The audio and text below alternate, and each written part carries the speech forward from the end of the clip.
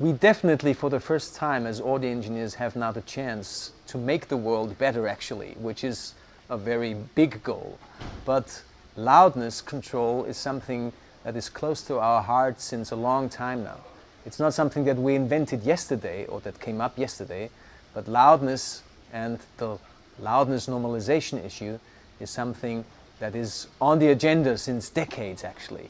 It got worse and worse and worse over time because less and less qualified personnel was able to, adjust levels in broadcasting, and so the issue, burned more and more under our skin.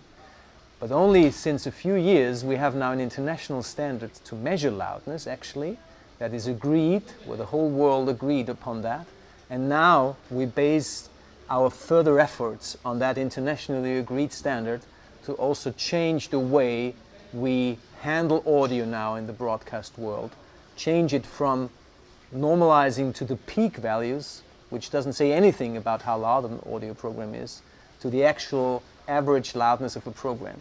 The loudness variations between programs is definitely a problem for the television viewers, especially for commercial channels or for channels that air commercials and adverts. For a channel that doesn't have to do it with a very limited genre, there is not so much of a problem.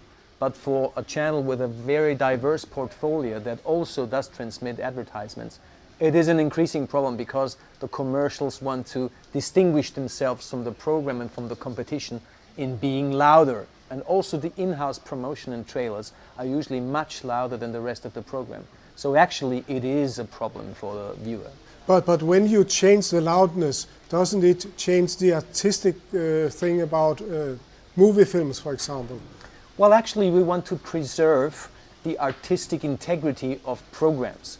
We do change the overall loudness of a program, thus preserving the inner dynamics of a program. Unless the dynamics of a program like a feature film is so high that it does not fit into the living room, that it is only applicable for the cinema. Then we also encourage to use a new descriptor, loudness range, to assess whether you should also limit the dynamic range of your program. But we, for the first time also, have now that parameter to also make a qualified statement about the loudness range. So in general, yes, we do not want to harm the integrity, the artistic integrity. On the other side, if it is really too much for the living room, we do control it. We do have the means now to control it. Why did it take so long to agree on this standard and to develop the standard? Well, actually, it didn't take that long. The international standard started out in 2003 to form a group, the International Telecommunications Union, and they finished 3 years later. So it is a longer process, but at least it's, comparably short. Later on, our EBU, European Broadcasting Union Group, was formed that developed now that new recommendation within the European body that has a lot of international influence, which is going to be finished this year.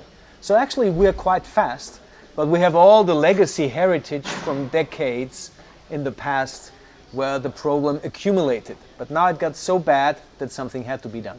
And how does Dolby and Dolby's technology fit into your system?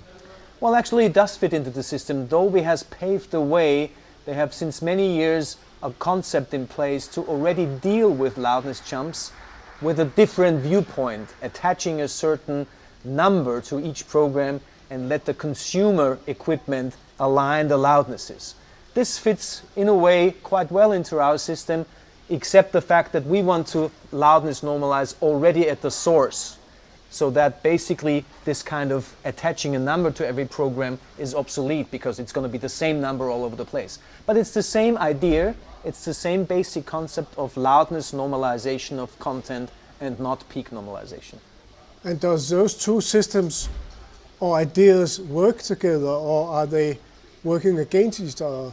Not really against each other. We try to encourage, so to speak, a broader common denominator for broadcasting.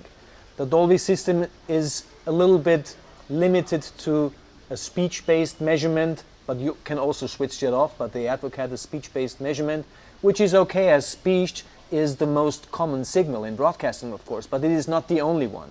So in the EBU group, we have the goal to have really that broad scope, independent of signal types, independent of platforms, to find a generic open standards measurement. The Dolby system in a way fits into that, but we really tried to give a big picture and a broader scope.